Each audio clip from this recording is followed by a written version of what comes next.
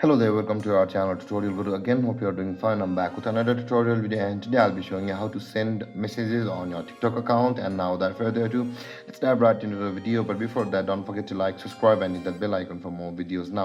To send messages on your TikTok, let's open up our TikTok app first.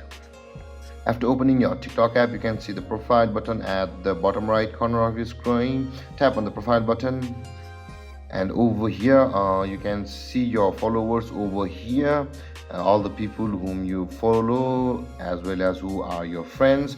Now to send a message to anybody over here, tap on any friend whom you want to send the message to. For me it will be this one, and you can see the message button available over here. Tap on message, and there is a thing, guys, if the other person whom you want to send messages on TikTok has enabled direct messages on their TikTok, you will be able to send a message like this.